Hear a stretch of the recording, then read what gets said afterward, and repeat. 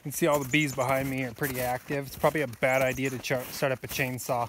Hey, what is up guys? Welcome back to North Country Off Grid. Today we are out in the apiary, but we're not getting into these guys. Today we actually did this on a separate video that is not out yet. It's a lot of footage and we haven't edited it all down. But we got into this hive, found some interesting stuff, got into that hive, found some interesting stuff, and then didn't make it into the other two yet. It was a very long day getting in here and getting stuff cleaned out. I'll show you guys a little snippet of what we have seen. You can see this hive is very busy, but check this out. Look at all those dead bees. Lots and lots of dead bees. So this will be our second year beekeeping, guys, going into our second year. So we are talking to Taylor from Pure Living for Outdoors. He's one of my little bee mentors, which is nice. I can always call and text him, ask him questions, tell him what I'm seeing, and then he's giving me advice on what I should be doing. So today I think what we're going to do is we're going to mess around with these bees for a later video, but in this video today we're actually going to build a swarm catch box. In case one of these hives decides to swarm, what they do is they leave and they go cluster and then they take off if they have not found a place to build a new hive. So what we're going to be doing is providing them with an empty hive to try and catch them. So if they decide to do that, we'll catch them and then we'll split into a new hive. So right now we've got 4 over here. You can see I've got a 5th one here started. But there's nothing in that one. I just took some empty frames or some frames that weren't being used and stuck them in there. So that will be the hive that we stick them in if we catch them. Now I'm going to be sticking that swarm catch somewhere just on the other side of the apiary. They tend to head straight south when they come out, so we'll put it over here south. South is where they also went and clustered last time they swarmed. So you guys, I'm going to show you my setup and what I'm doing. If it looks like I'm doing something wrong or you have a suggestion, put it in the comments below.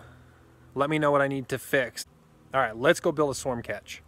Here is the box we are using. Now this is a beehive box that I actually built years ago before I even started beekeeping. And it's a little bit too dang big from your standard sizes. I didn't know what I was doing. I just kind of built it, but it's gonna work for a swarm catch. We're gonna stick a few frames in there.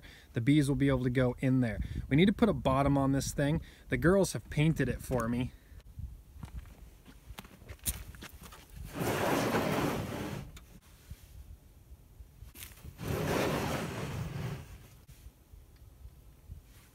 So that way the bees have a decorative home. Now you can see it is a little bit beat up. Callie actually dropped this thing and it completely broke apart and then banged it back together. It's gonna do for a swarm catch. It's gonna do the job. We're gonna put a few screws in it, tighten up all these gaps, and then we're gonna be sticking one of these entrance reducers on the front. Now this thing has the option to lock them in completely, limit it so just the worker bees can get in and the queen cannot get out. So you'll have it on this little section once the queen is in there. And then when we're catching it, we'll have it wide open. So they'll be able to go in through this hole. Once we know we have a queen, we'll put this down and then all the worker bees can get in and out and the queen cannot.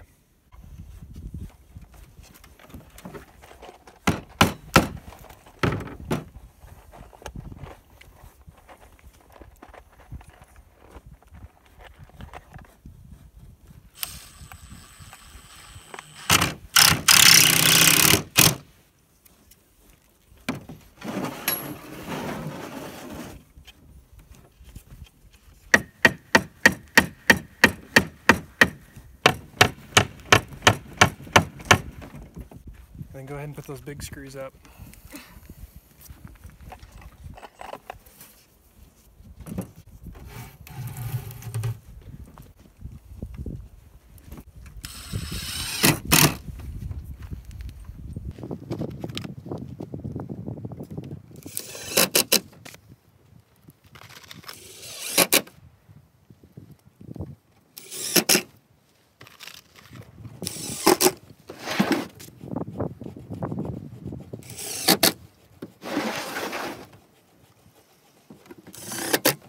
A little bit because it has to be up off. There you go.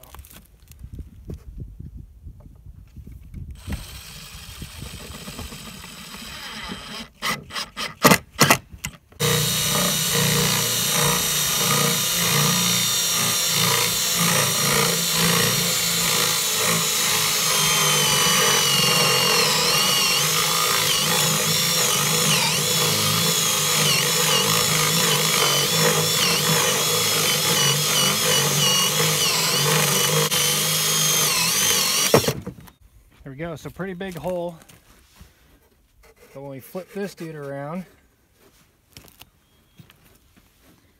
only the worker bees will be able to get in once we got the queen trapped. And then when we're ready to move them,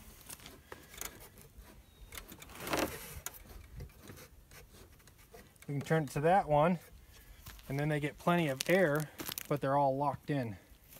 So now we're gonna head out to the apiary, and I'm gonna show you guys where I'm going to be putting this thing.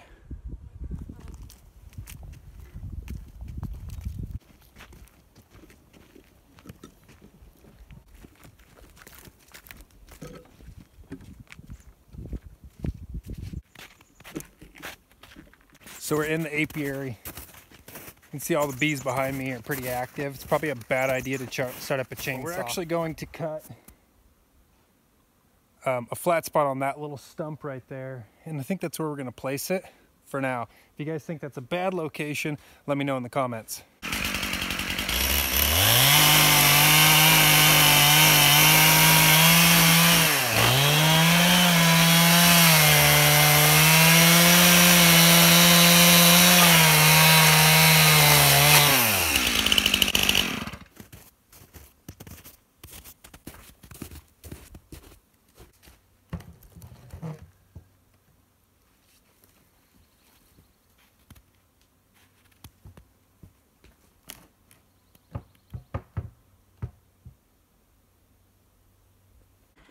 All right, guys, so here's a rundown as to how this thing works.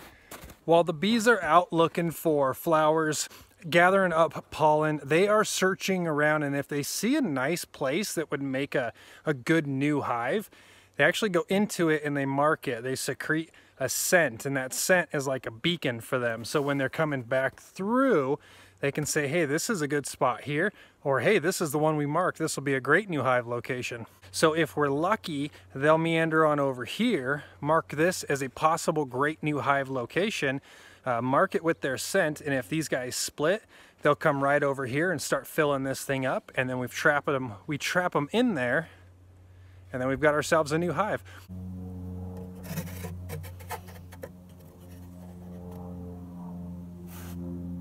All right, guys, thank you so much for watching. If you want to know what happens with the swarm catch, if we wind up getting some here in the spring, hit the subscribe button. Make sure you hit the thumbs up and leave a comment below. Thanks again, guys. We'll catch you on the next one.